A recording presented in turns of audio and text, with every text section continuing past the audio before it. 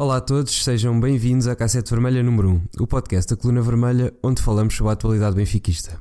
Eu sou o Zé. E eu sou o Diogo.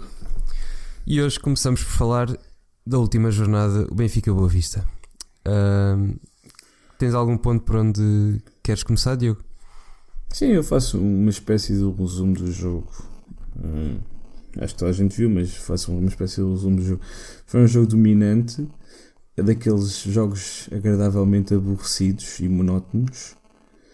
Nós logo ao minuto 3 temos um remate do Zivkovic com muito perigo. Depois temos o penalti do Jonas, onde que o Service saca o penalti. Ele não se fingiu, mas conseguiu ganhar ali um penalti bem ganho.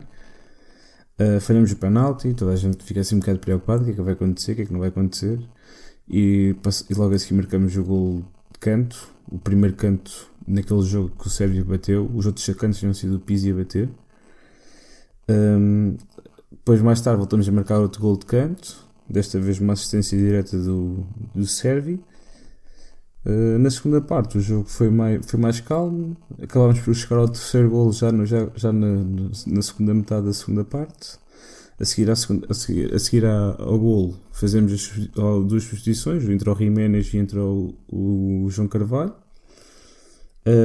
e acabamos por chegar ainda mais ao quarto golo.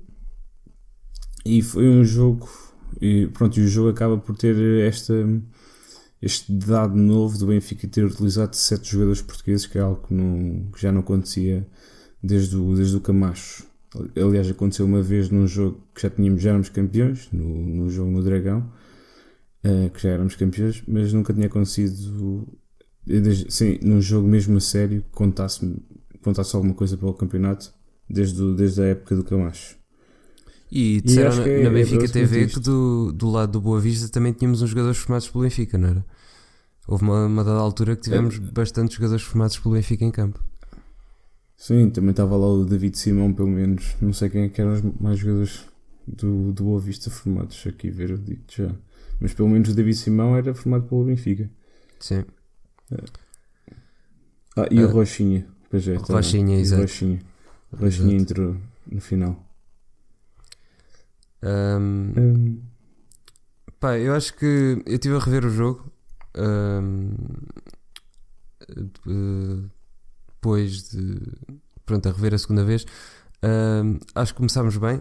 Podíamos ter marcado logo aos 3 minutos pelo Zivkovic, que fez um jogo que toda a gente viu. Acho que foi se calhar o melhor jogo que eu vi o Zivkovic a fazer do Benfica, não só pela técnica, como pela entrega que deu e com aquela posição que ele está a desempenhar. Ele tem ali uma dinâmica com os outros dois da ala esquerda, com o Grimaldi e com o Sérgio, que é absolutamente fantástico. Eles encaixam-se todos muito bem, são todos jogadores que dão muita profundidade, são todos jogadores muito técnicos, muito velozes, capazes de conduzir a bola. E aquilo resulta bastante bem, principalmente quando há algum espaço nas costas da defesa. Eles conseguem combinar sempre e fazer grandes jogadas com grandes equilíbrios. Sim, aquela ala, principalmente a ala esquerda, aquilo estava, cada bola que entrava pela ala esquerda, aquilo era um perigo desgraçado à baliza do Boa Vista. Aquela ala esquerda com o Sérvio, com o Grimaldi a ajudar, e quando se metia lá os Zivkovic, eles estavam aos papéis, não sabiam sequer o que é que haviam de fazer. Acho que exatamente isso. Acho que estamos numa grande fase, e aquela ala esquerda é provavelmente a principal responsável dessa grande fase. Porque pela ala direita da segunda parte eu tive a ala direita, eu acho, pelo que estive a ver, que melhorou bastante. Eu acho que o Rafa não fez um jogo mau, acho que passou. Não fez. Teve 2 ou 3 momentos bons, mas acho que em termos de entrega melhorou um bocado quando entrou o Diogo Gonçalves, ala direita. Eu acho que o Rafa está mais ou menos na posição em que o Sérgio estava no início da época, ainda não tem aquela confiança. Sim. E acho que pouco a pouco vai ganhando essa confiança, e quem sabe, se o Sálvio voltar, eu gosto particularmente do Sálvio, mas se o Sálvio voltar e se o Rafa conseguir ganhar a confiança, vai ser interessante termos aqueles 3 médios todos. Eu acho que o que falta ao Rafa que tive a ver do jogo é o momento da decisão. Ele ainda decide muitas vezes mal. Sim, porque é falta de confiança. Exato. Vês lá que há ali bolas que ele não falharia se tivesse confiança. Confiante. É aquele momento em que ele tenta dar assim um toque bonito com o calcanhar para passar para o Jonas, assim numa espécie de contra-ataque. Não sei se te lembras. Que a bola não lhe saiu bem e que ele é claramente falta de confiança. Sim, porque ele vê-se que tem entrega, o futebol tem está talento. lá, tem talento, mas é a decisão. É no momento da decisão, muitas vezes decide errado ainda. Mas acho que isso é uma coisa que ainda pode melhorar. É trabalho. Havia aqui... Mas não é só decisões que eu queria dizer, eu acho que é mesmo falta de confiança. A decisão está implícita na parte da confiança, mas acho que é mais isso. O que é que eu anotei aqui Outra mais? coisa que eu acho que íamos falar era se calhar das bolas paradas. Eu acho que o Benfica já não tem uma eficácia tão grande em bolas paradas há bastante tempo. Foram 4 golos nos últimos 2 jogos em casa. Sim, eu tinha também isso aqui. Os 2 golos que nós tivemos, os 2 primeiros de bola parada, não só foram... O primeiro foi a assistência do Jardel para o Ruben. Numa jogada que já tínhamos feito igual contra o Rio Ave. Exato. Mas tanto esse gol do Ruben como o do Jardel, aquilo não é por acaso que a bola lá lhes vai... A bola é muito bem batida da bola parada, mas tanto o gol do Ruben como do Jardel, eles movimentam-se muito bem e vão à procura da bola. Eles não estão parados, não é um gol de um central que está parado na área e por acaso cabeceia. Eles vão à procura da bola. E sabia onde é que a bola... E via-se... Aliás, a partir do momento em que uma jogada que não é assim tão comum do Jardel depois passar para o Rubén Dias, sim, acontece 2 vezes, a partir desse momento tu sabes que aquilo foi praticado, não foi lá para o meio e vamos ver onde é que bate. Isso dizia-se muito do Rui Vitória, que era que em jogos difíceis resolvia em bolas paradas, e acho que o Benfica há algum tempo que nós não víamos isto acontecer. Para mim há duas coisas essenciais aqui. Primeiro é que não foi o Pizzi a bater as bolas paradas. O Pizzi é um jogador excepcional, mas ele em termos de bolas paradas este ano tem estado bastante mal, principalmente os cantos. E foi o Sérvio que bateu os dois cantos que deram o gol. Sim, tem 2 assistências. Sim. E segundo, eu acho que a melhoria do Benfica nas bolas paradas é um reflexo de termos mais treinos para praticar bolas paradas. Antigamente, ou seja, na primeira metade da época, tínhamos jogos de 2 em 2 semanas praticamente, e agora já não temos um jogo uma vez por semana, e isso permite praticar outro tipo de coisas que nós antigamente não praticaríamos, e isso nota-se particularmente nas bolas paradas, na minha opinião. O que é que achas? Eu também acho que sim, acho que é importante ter esta eficácia. Realmente o Pizzi deram uma estatística o Heller Conduto deu uma estatística na BTV que nos últimos, se eu não me engano, nos últimos 100 jogos o Pizzi jogou 97 nas últimas 3 épocas do Rui Vitória. Portanto, sim, é um jogador que é fundamental, é uma pedra visível. É fundamental, mas pronto, está a passar por uma fase porque pelo menos as bolas... Ele podia ter marcado um golo, houve lá uma jogada bastante boa dele, mas foi ao lado. Agora, nas bolas paradas, o Sérvio neste momento está melhor, e se está melhor, só tem que bater, como se viu, e nós beneficiámos bastante com isso. Está confiante. E acho que o Sérvio era o que também diziam na BTV, está a crescer, lá está, é o que tu estavas a dizer do Rafa, está a ganhar confiança.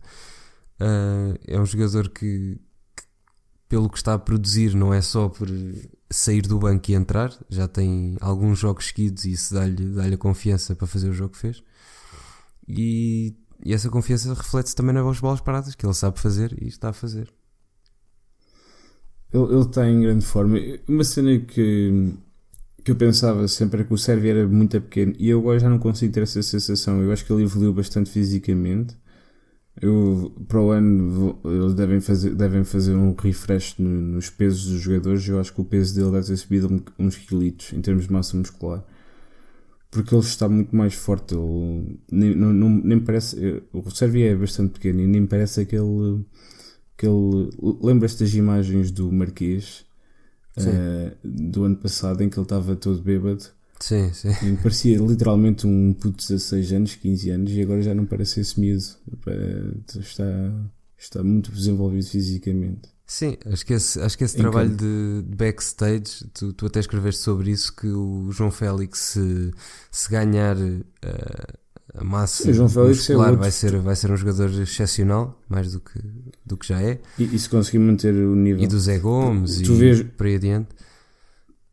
Tu vês os pesos dos jogadores do Benfica, que têm mais ou menos a mesma altura do João Félix, e têm todos cerca de 7, 6, 8, 9, 10 quilos a mais do que ele. O Jonas, eu agora não tenho aqui os números, mas o Jonas é um bocadinho mais alto do que ele e tem mais 10 quilos que ele. E eu acho que é esse o ponto, o desafio do João Félix para este próximo verão, para estes próximos, até à pré-época basicamente, é ganhar esses quilos e conseguir manter o nível. Eu acho que esse trabalho de backstage o Benfica faz bem. Acho que sabem o que é que os jogadores precisam e o que é que... Sim, o Benfica faz bastante bem. Depois cabe ao jogador conseguir adaptar-se. Sim, por exemplo, claro. O Zé Gomes... O jogador é aconselhado, não é obrigado a fazer nada. Não é? O Zé Gomes é um jogador que evoluiu bastante fisicamente, só que depois não conseguiu manter o mesmo nível no futebol. Até o momento, mas ele ainda é júnior. Vamos ver o que é que vai acontecer, mas... Fisicamente o José Gomes já deu esse salto. Ele já está... Quem o viu há 2 anos e quem o vê agora é bastante diferente. Um jogador muito mais pesado. Sim. Havia aqui outra coisa que eu também queria destacar, que vi no Facebook e já não vi há algum tempo, que os bilhetes esgotaram. Foi só a 4ª casa mais cheia da época. Ultrapassada por Sporting, Braga e Chaves. Esta foi a 4ª, com 57 mil e qualquer coisa, mas os bilhetes esgotaram e acho que isso também é reflexo do momento que se está a viver e dos resultados dos rivais, porque acho que as pessoas vão muito por... acho que nós nestes últimos jogos nos relançámos e...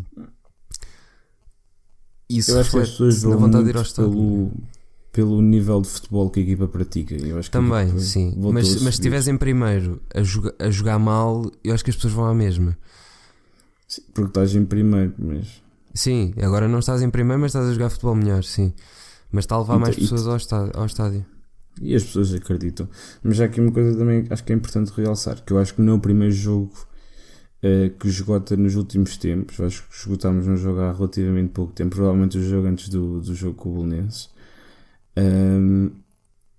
A questão é que o estádio nunca enche, depois acaba por ficar sempre abaixo dos 60 mil. Sim. E eu acho que isto é algo que se tem que... este ano já se deu um passo em frente com a possibilidade de tu transferir o teu bilhete através da aplicação. Sim. E eu acho que no futuro tu deves mesmo dizer que não vais e o teu bilhete pode ser vendido. Mesmo que tu ganhes um desconto na época a seguir ou uma coisa assim. Porque não faz muito sentido os bilhetes esgotarem e depois o estádio não esgotar. Pois, isso eu também não percebo bem. Pode ser de... Não, as pessoas têm o Red Passes e as pessoas têm os bilhetes gratuitos que não vão. Acho que é assim que se explica tudo. O que é que eu tinha mais aqui? Os centrais tiveram os dois a um grande nível. Até disseram na televisão que parece que eles jogam juntos há 10 anos e não jogam juntos há 10 jornadas. Combinam bastante bem.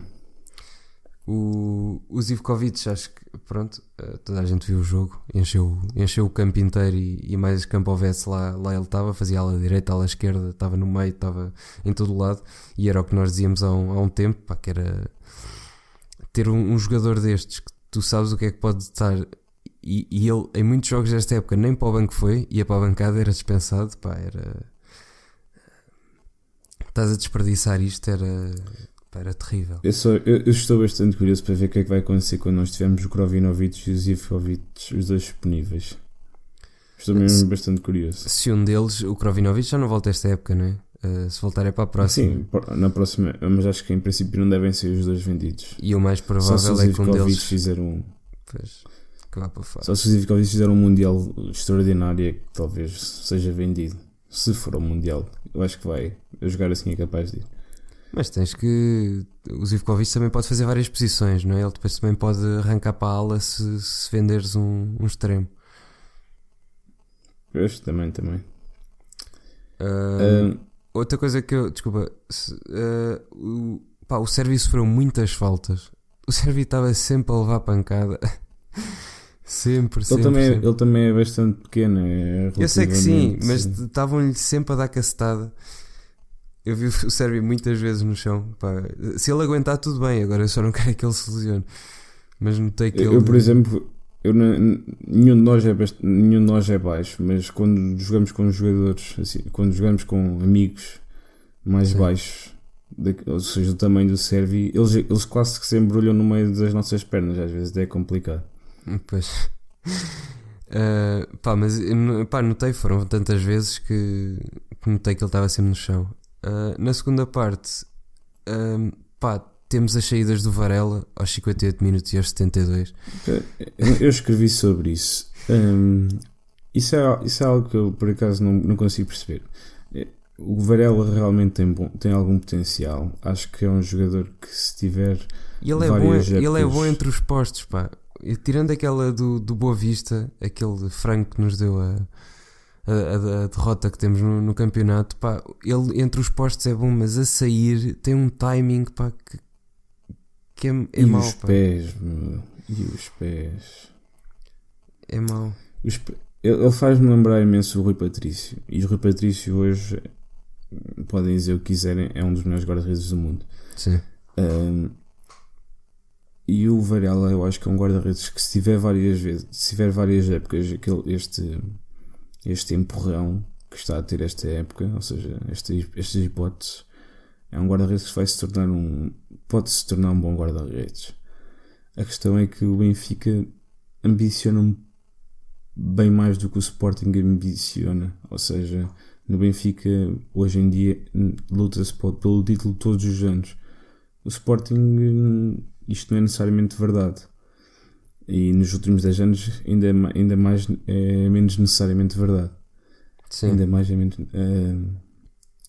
e então acho que não podemos estar aqui à espera do Varela de se tornar um bom guarda-redes, e já que é um risco, podemos arriscar noutro jogador que, para uma direção que não trouxe o Vlacho Dimos, acho que é que se diz o nome do rapaz, depois vamos perceber melhor. Contratou o Vlacho Dimos, mas ele não veio. Uma direção que decidiu isto, uma direção que decidiu dispensar o Júlio César, é porque acredita que o Sevillar ainda pode ser testado uma segunda vez, ainda é um grande guarda-redes, ou ainda é um jovem guarda-redes com muito potencial. E acho que, se é para arriscar, eu acho que está na altura, se calhar, começarmos a arriscar noutros, porque o Varela, acho que é uma questão de tempo até sofremos um golo daqueles como sofremos no Porto contra o Boa Vista. Sim. Pá. Este era o meu ponto que eu queria chegar no outro dia lá na página, e as pessoas caíram um bocado em cima, mas pronto. Sim, que eu percebo que a equipa que ganha não se mexe, só que, os sustos que uma pessoa apanha, eu sei que não temos alternativa muito melhor, pá, entre o Varela e o Sevillar, não há mas que uma pessoa é que venha e que diga, este é claramente superior e este tem que jogar. Mas a questão é que, se a direção dispensa o Júlio César, se a direção diz que o Vlacho Dimos continuar no Panathinaikos, pá, isto significa alguma coisa, é o que eu acho. Sim. Eu também acho. Se o homem está lá, eu também não sei o que é que ele faz nos treinos, não é? Não, nenhum de nós sabe, nenhum de nós vê isso. Exato. Mas também não sei se alguém vê, porque o Pedro Pereira teve 9 meses a treinar no Benfica e só ao final de 9 meses é que 9 meses, ao final de 12 meses a treinar no Benfica é que decidiram que o rapaz afinal era para emprestar. Sim. Por isso também não sei se alguém vê. Pá, sim, eu acho que pá, é que aquelas duas saídas assustaram-me. Eu tinha aqui uma coisa anotada que é o primeiro remate do Boa Vista foi aos 59 minutos e foi de fora da área. Portanto, ele nem sequer teve muito trabalho neste jogo. Acho que o Boa Vista tentou. Eu tenho o Jorge Simão como uma pessoa séria. Acho que o Boa Vista não foi à luz para perder tempo, como muitas equipas vão. Não foi lá para. Se queria arrancar o empate, não era para perder tempo. Também sofreu um gol muito cedo, por isso. Também. Era difícil. Mas acho que o Benfica anulou muito bem. E isso vê-se porque lá está, o primeiro remate do Boa Vista foi aos 59 minutos.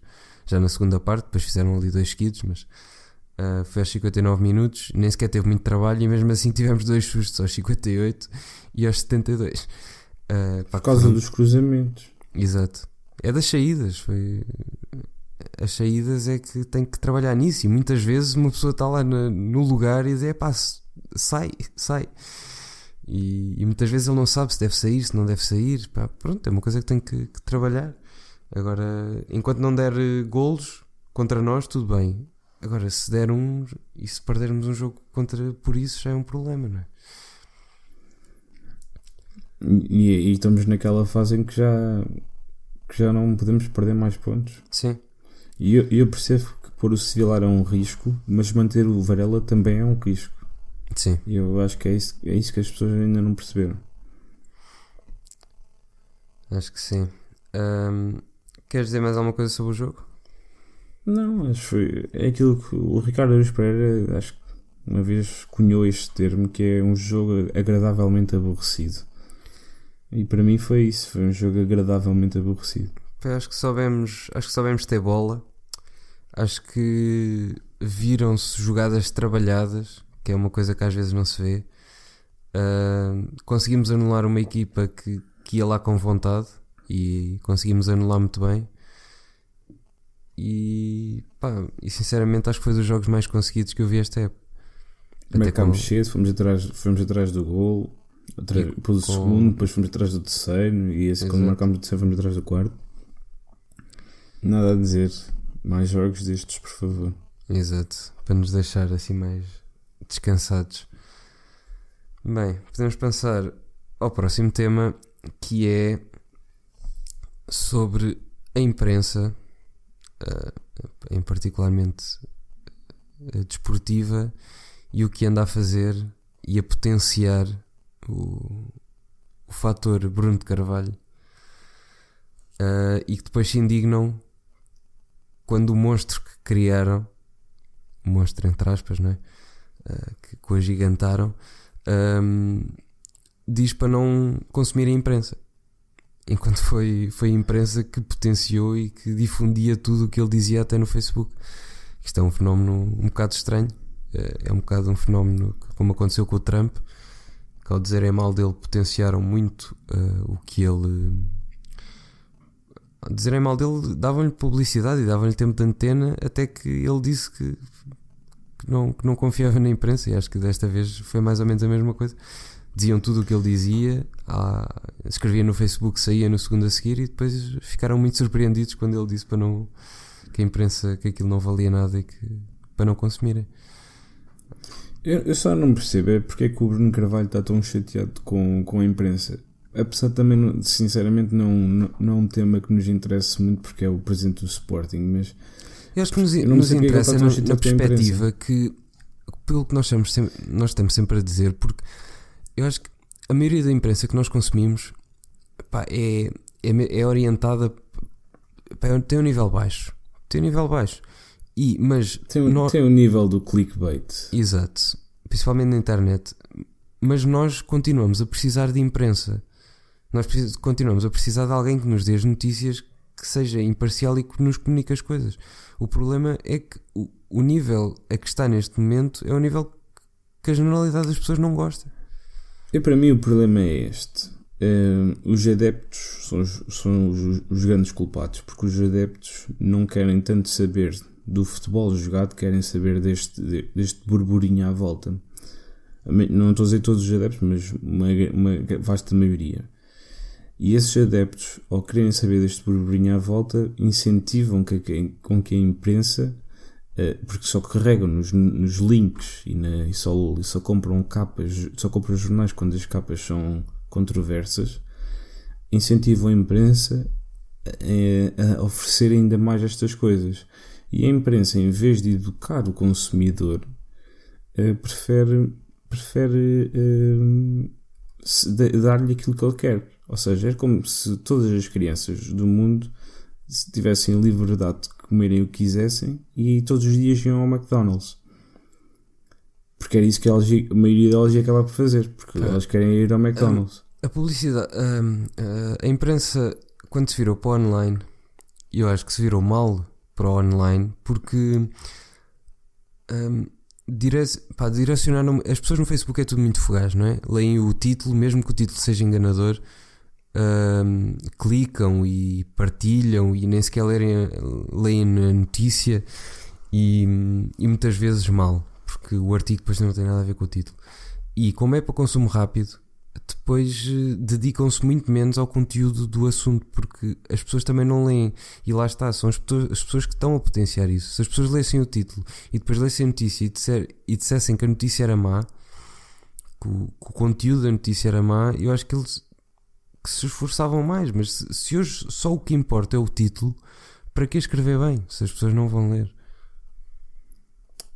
Pronto, e a imprensa, em vez de educar o seu consumidor, acabou por lhes dar toda a liberdade para eles fazerem tudo o que eles querem, para eles dizerem as barbaridades e acreditarem em todas as barbaridades que é um ponto importante de dizer, que isto não é uma coisa exclusiva do Bruno Carvalho, não. O Benfica também tem personagens a fazer a mesma coisa, o Porto também tem personagens também a fazer exatamente a mesma coisa. Mas aqui a parte grave é ser um presidente a fazer isto. E agora estão todos escandalizados. A imprensa toda escandalizada. O sindicato de jornalistas já veio falar. A SIC abriu o telejornal do dia a seguir com uma notícia do Bruno Carvalho com esta notícia do Bruno Carvalho. E estão todos escandalizados porque ele disse isto quando nos últimos últimos 2 anos têm sido eles a lucrar com isto, tem sido eles a incentivar isto. Eles nunca meteram a mão neste assunto e agora estão todos escandalizados, e eu não percebo como é que eles não conseguiram prever que isto iria acabar por acontecer. Pois, porque por cada notícia que eles dão, porque ele faz um post no Facebook, dá uma notícia a seguir, por cada clique estão a ganhar dinheiro com publicidade, não é? Interessa-lhes ter essas notícias. Isso não é bem a verdade também, mas não é cada clique. Se tiveres o adblock, eles não ganham dinheiro nenhum, mas... Não ganham dinheiro nenhum, mas interessa-lhes que as pessoas vão ao site. Eles dão as notícias para as pessoas lá irem, não é? Quem é que interessa o que é que o Bruno Carvalho diz no Facebook? Não... Pá, não... E depois indignam-se porque criaram isto, porque ao falarem sobre ele estão-lhe a dar importância, porque se ninguém falar sobre uma coisa, essa coisa não tem importância. Ele é obviamente importante, nem tudo o que ele diz é importante, mas ele é obviamente uma pessoa importante, é o presidente de um dos principais clubes de Portugal. Claro que sim, mas quanto mais tu falas, mais importante se torna a pessoa, mais mediática, sim. Mais confusão gera. Eu acho que lhe podiam ter dado um megafone em certas alturas e podiam ter tirado noutras alturas. Por exemplo, o caso dos vouchers, o caso do Eliseu, o caso do Samaris. Ele criou 1001 casos contra o Benfica. E a imprensa fez daquilo aquela notícia semanal, porque agora todas as semanas já há uma notícia. Há umas semanas foi raríssimas, depois foi o caso da IUR, depois foram as agressões em Coimbra e do Urban. Há sempre uma notícia todas as semanas e eles gostam de fazer do Bruno Carvalho o caso da semana, muitas vezes. Isto não necessariamente os jornais generalistas, mas gostam de fazer o Bruno Carvalho a imprensa desportiva gosta de fazer o Bruno Carvalho o caso da semana, e porque é isso que vende, é as barbaridades que ele escreve, muitas das barbaridades que ele escreve, nem tudo o que ele escreve é uma barbaridade, mas algumas vezes é. Gostam de fazer dele o caso principal da semana, porque é isto que as pessoas querem ler, e a culpa é, no fundo, é dos adeptos que querem ler isto, mas também é dos jornais que permitiram isto e podiam ter cortado um bocado o tema. Mas depois não se podem indignar se ele depois disser o que vocês dizem não é válido não, claro que se podem indignar, porque é uma coisa ultrajante. É ultrajante, um dos princípios básicos da democracia é precisamente a liberdade de imprensa. Claro que sim, acho que ninguém pode dizer a ninguém imprensa, para não ler aquilo, sim. Óbvio que se pode indignar. Deviam era se ter indignado antes. Era isso que eu estava a dizer. Nós, o nível atual é baixo, mas nós vamos sempre continuar a precisar de jornais. Nós precisamos sempre de imprensa, precisamos sempre de jornalistas. O que eu acho que se está a defender, ou que a maioria das pessoas pensa, é que ninguém quer acabar com os jornais. Queremos um nível melhor do que tem havido até agora, ou nestes tempos. Bem, passamos para o próximo tema. É melhor. Ou queres dizer mais alguma coisa aqui? Acho que não. Podemos passar para as renovações dos jogadores da equipa B, anunciadas esta semana. Sim, eu não vejo isto bem como renovações. Eu acho que isto, porque todos os jogadores, o Ferro renovou mais uma época, ou seja, renova mais uma época, mas o contrato ele tinha um contrato até 2021, agora tem um contrato até 2022. O Heriberto Tavares tinha contrato até 2021, tem até 2023 agora. O Jetson tinha até 2021, 22 e agora tem até 2023. Eles renovam todos mais uma época. O Heriberto renovou mais 2 épocas, ou seja, mas eles já tinham todos contratos de 3, 4 anos. Isto para mim é mais uma melhoria salarial. E a subida das cláusulas, não é? Sim, e a subida das cláusulas, claro. Mas para mim é mais uma melhoria salarial e acho que é um indicador de que vamos vê-los provavelmente na próxima época na equipa principal.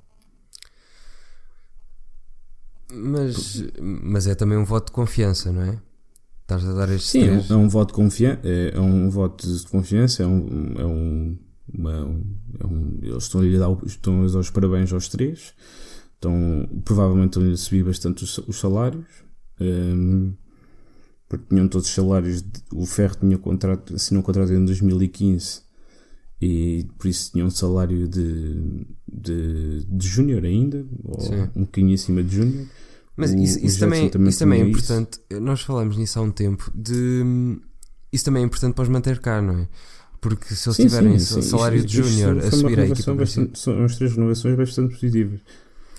Se eles tiverem salário de júnior e subirem à equipa principal, e se houver algum gigante europeu, claro que se houver algum gigante europeu vão-lhes sempre oferecer um salário melhor que o nosso, mas pode ser menos ordens de grandeza superior aos que eles têm agora com este contrato. Eles também ainda não devem estar nenhum deles a receber salários gigantes, devem estar mais ou menos ao mesmo nível que estava o Ederson quando saiu. Aliás, não quando saiu, mas o contrato que ele tinha antes de renovar o contrato, que ele renovou o contrato em abril ou em maio. Sim, por volta desse tempo. Mas devem ter mais ou menos o contrato que o Ederson tinha antes desse tempo. Mas o que eu queria mais fazer era a leitura destas renovações. Acho que é uma melhoria salarial, estão-lhes a dar os parabéns, e acima de tudo eu acho que é basicamente um indicador de que provavelmente vamos vê-los vamos vê-los certeza na pré-época, e muito provavelmente vamos vê-los 3 na equipa principal na próxima época. Pronto, se for acho que assim, aqui, bem. É que a primeira a notícia como foi dada de renovação por mais um ano, renovação por como é que era? Renovação por um ano. Era tudo por mais um ano, sim. Mas a primeira impressão que me deu antes de ler a notícia foi que a impressão que sim, dá a ver tinham renovado mais um ano. Exato, Só tinham renovado acabavam o contrato agora e que renovavam só mais para o ano, mas afinal não. Sim, e mesmo no Instagram acho que se enganaram e meteram que era o contrato de 2019 e até 2020. Mas é por mais um ano. Pronto, melhor assim. E pronto, sobre o Ferro estar na equipa principal, acho que não há grandes questões. Ele já é o quarto central da equipa principal. Sim. Ou talvez não seja, talvez seja o Calai, que ainda não deu para perceber bem. Mas assume-se que é o Ferro. O Jardel e o Luizão, com a idade que têm, também não temos que pensar em renovar a posição. Mas o Jardel ainda não é muito velho, acho que tem 30 anos, 31, não é? Sim. O Luizão é que já fez 36 ou 37 este ano, não é? Acho que é isso. Deixa-me confirmar. O Luizão tem neste momento 37 anos. Exatamente, já fez 37 anos. E eu acho que o Luizão, não sei se para onde estará cá, pelo menos como jogador de futebol. Sim. Hoje estava a ser uma notícia também a dizer que o Júlio César podia voltar para a estrutura. Sim, para uma posição da... Acho que é normal. Mas a questão do Luizão é, se o Luizão sair e ficamos só com o Jardel e com o Ruben Dias, assumindo que o Lisandro Lopes não volta. Sim. Não sei se vamos subir o Calaica e o Ferro. Acho que se calhar vamos ao mercado, porque não me parece que vamos arriscar com 3 jogadores tão novos. É que o Calaica é de 98 e os outros dois são de 97, ou seja, tem 20 anos e 21 anos. 3 dos 4 centrais. Sim, tens é que contar que o Jardel não se lesione, porque tu normalmente levas 2 centrais mais um suplente, certo? Nunca estão 2 no banco. Sim, tens 2 centrais crescidos e tens 2 ainda que ainda têm que crescer. Não sei, se calhar é o que vai acabar por acontecer, mas também não tenho certeza. Com o Ruben Dias a jogar assim, não sei se essa lógica pois também é verdade. Depois sobre o Gerson Fernandes também acho que não há grande questão, tem sido dos melhores jogadores da equipa B e ainda é júnior, um jogador soberbo. A questão para mim é mesmo o Heriberto Tavares. O Heriberto que tu achavas que era para emprestar a uma equipa da primeira divisão, não é? Não, e continuo a achar, porque e acho que vamos ver isso mais tarde ou mais cedo, porque ele realmente marca bastantes golos, porque também é também dos jogadores que joga mais tempo numa equipa que tem um grande caudal ofensivo. Só que a questão é que o Heriberto Tavares o ano passado jogava na equipa B, onde também jogava o Diogo Gonçalves, e o Heriberto Tavares nunca conseguia sobressair ao pé do Diogo Gonçalves. Atrás do Heriberto Tavares ainda vem o Willock, ainda vem o João Félix, ainda vem o João Filipe, à frente ainda há o Rafa, ainda há o Sálvio, ainda há o Zivkovic, mais os emprestados como o Carrilho, e eu não consigo vislumbrar onde é que o Heriberto Tavares se vai encaixar neste talento todo. Eu não estou a dizer que ele seja mau jogador, estou a dizer é que foi sempre isto que eu disse, que é no meio deste talento todo, ele para mim é o mais fraco. Se até o Zivkovic ia para a bancada e nem para o banco ia, fica difícil ele meter-se ali no meio, não é?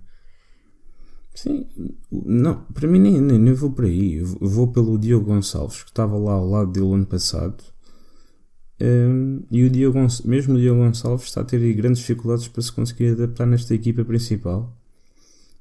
Eu acho que está a ser assim um ano mais ou menos como o Guedes esteve no primeiro ano, em que começa o ano a jogar pouco a pouco. O primeiro ano joga tem ali uma fase em que jogava alguma coisa quando era preciso. Como o Guedes jogou, o Guedes foi titular no jogo contra o Atlético de Madrid em que ganhámos no Vicente Caldeirão. Sim, marcou o gol, sim. E depois tem o resto da época em que teve um bocado apagado e acaba mesmo a época a salvar o Benfica da descida, da Benfica B da descida. E na época a seguir o Guedes aparece quando o Jonas está lesionado e foi um jogador soberbo, acabando por ser vendido em janeiro Eu acho que é isso, mais ou menos, essa época que o Diogo Gonçalves está a atravessar. Ah, mas eu não estou a perceber bem, mas eu não estou a perceber muito bem onde é que o Heriberto Tavares vai encaixar. Não, acho que também significa que há jogadores que vão sair dos extremos. E estou a dizer em plural porque se calhar vai ser mesmo em plural. E não achas que é para, antes de integrar a equipa, que é para emprestar um ano a uma equipa da primeira divisão só para ver se tens... Mas para isso não tinham renovado o contrato, que ele tinha contrato até 2021. Pois, e foi por 2 anos, sim. Pois. Então, ou é para vender ou é para integrar. Era o que fazia mais sentido nesta situação. Lá se calhar é isso, cá é para vender, como fizeram com o Hélder Costa. Pois, se lhe subiram a cláusula, sim. Mas para vender e sobem-lhe uma cláusula para 60 milhões, não percebi bem a decisão, sinceramente. Temos que esperar pelo verão para ver. E tu vais, eu acho que vai fazer. tu vais continuar a dizer isso e vai continuar a ver pessoas na página a dizer que não concordam contigo porque é o melhor marcador. Mas é que ele só faz isso, ele é o melhor marcador, mas depois tu vais a ver a quantidade de bolas que ele perde por comparação de outros jogadores, vais ver a quantidade de jogadas que ele não, a quantidade de jogadas que o Willow consegue criar e ele não consegue criar, vais ver os movimentos que o João Félix faz e ele não faz. Acho que é um bom jogador. Acho que é um jogador que se estivesse no Sporting ou no Porto se calhar tinha uma ascensão mais fácil. Mas no meio deste talento todo eu não consigo mesmo encaixá-lo. Sim, temos extremos a mais e isto no verão vamos ter que limpar. Não temos que limpar, temos que saber tirar proveito deles. Tu agora só tens os extremos a jogar porque infelizmente tiveste lesões, porque senão o Zivkovic muito provavelmente continuava na bancada. Sim. E tiveste o Rafa também, e o Sálvio é outro. Tiveste o Rafa boa parte da época no banco. Tens aqui muito talento no banco ou na bancada, mas bem, no verão isto vai ter que levar uma volta, desde a baliza quase até lá à frente. Vai acabar, eu acho que o que eles já estão a planear é provavelmente o Sérvia vai ser vendido, eventualmente o Sálvio vai ser vendido. O Sálvio já o ano passado estava no Instagram a dizer que estava a ter aulas de alemão. Não sei se ele era para ser vendido o ano passado, mas estava a ter aulas de línguas. Eu acho que o Sálvio vai acabar por. Não sei se ele vai sair, mas imagino com estes movimentos todos, com aquela miudagem toda cá lá em baixo, porque para o ano o Umar, o Embalo já vai jogar na equipa B, se não for vendido também. Mas o Umar para o ano, se não for vendido, já está na equipa B, então a equipa B vai ter o João Félix, vai ter o Jota, vai ter o Umar Embalo. Não sei se o Willock vai lá estar, talvez seja emprestado. É muito talento e todos que têm a jogar todos forçosamente. O Willock tem aparecido bastante no Twitter de ingleses, porque eles dizem que é dos poucos ingleses de formação a jogar fora da Inglaterra, portanto há muita gente a ter atenção a ele. Tenho visto isso o Willock é um jogador extraordinário, o gajo. Eu sei, mas é o facto de ser dos poucos ingleses com a idade de formação a jogar fora da Inglaterra tem tido muita atenção a ele, porque acho que os ingleses dizem que os ingleses dizem que beneficia bastante o futebol dele ter jogadores fora de Inglaterra a jogar, porque eles mantêm-nos lá muito. O Benfica partilha sempre esses tweets todos lá na página principal deles. Sim. Mas o problema do Willock é que ainda não consegue decidir bem, porque no momento em que ele conseguir fazer aqueles desequilíbrios que ele faz todos e depois conseguir dar a bola à equipa de maneira que a equipa beneficie dos desequilíbrios que ele cria, nesse dia ele é jogador titular do Benfica, porque é um jogador com uma capacidade finta. Pronto, queres passar para o handball? Sim, podemos falar do handball agora um bocado. Também não há muito para se dizer. A época, Uma época de acho mudança, que não é? a questão é que basicamente houve uma grande luta o ano passado, por esta altura, para ver quem é que ficava com o Carlos Rezende, que Sim. é o melhor treinador, Sim, provavelmente o melhor treinador do falou-se como desporto em certo Portugal. falou-se como certo no Sporting e depois afinal não E o foi para Porto o também o Sporting. queria, Sim. e assim do nada ele acaba por ir para o Benfica. E veio para o Benfica por uma simples razão: o Benfica era, era bicampeão de handball em júniores. Ok. Ou seja, a formação do Benfica era bastante boa no Sporting, e ele sempre mostrou este interesse por criar os jogadores nacionais. E tem sido um bocado essa a regra dele este ano, em que prefere ter um jogador nacional a ter um jogador internacional de pouca valia. E por causa deste argumento dele, desta maneira de pensar dele, temos várias posições em que estamos fragilizados. Por exemplo, só temos um lateral direito, ou seja, só temos um esquerdino capaz de rematar atrás para quem não percebe de handball, atrás da linha dos 9 metros, só temos um esquerdino capaz de rematar, que é o Bellon. E depois laterais esquerdos, porque no handball as posições são trocadas, os destros jogam lateral esquerdo e os esquerdinos jogam lateral direito.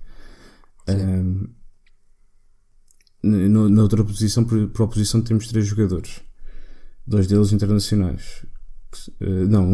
Dois deles internacionais pela seleção nacional e o outro é internacional brasileiro.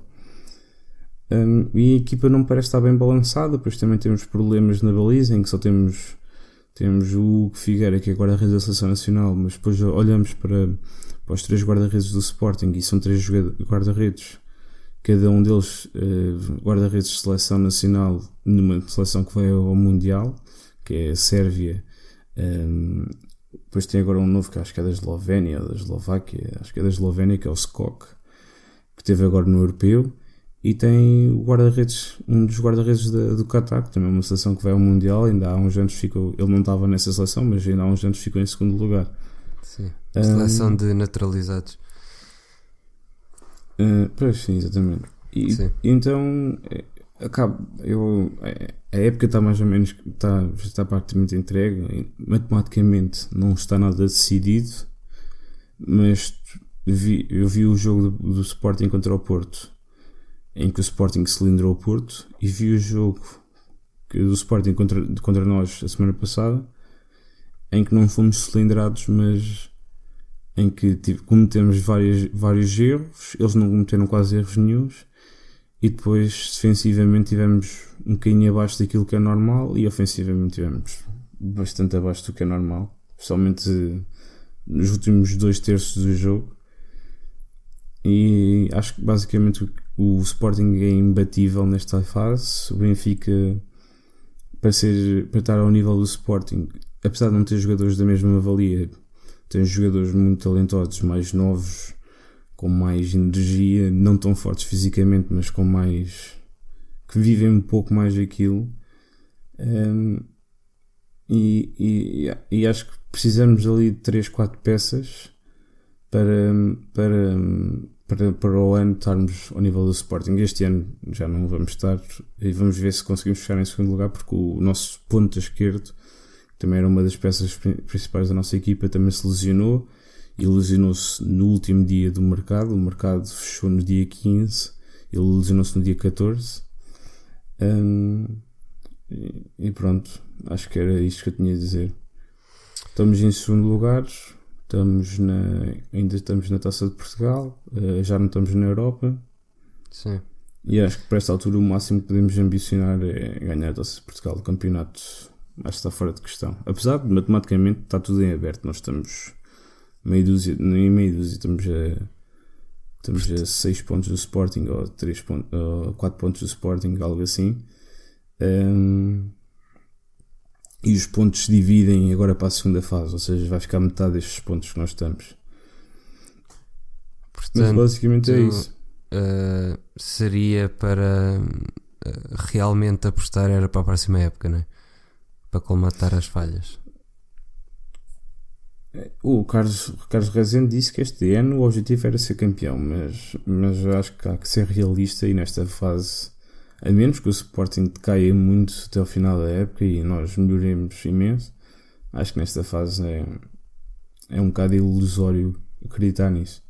Com muita pena minha que há jogadores na equipa do Benfica que eu absolutamente adoro. Acho que eu gosto bastante de ver o handball porque é um jogo de bloqueio, de criação de espaços.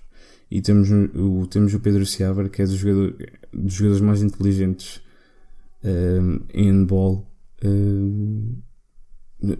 É o jogador mais inteligente em Portugal e é um jogador que podia claramente estar no patamar nesta altura. Ele apareceu há uns tempos nos jornais que até acho que fez a tese dele de medicina num estudo qualquer dos ombros no handball. Ok. É de Braga. Estudou em Braga. Acabamos com essa curiosidade. Tens mais alguma coisa que queres acrescentar? Não, para mim acho que é isto esta semana. Muito bem. Então chegamos assim ao fim da Cassete Vermelha número 1.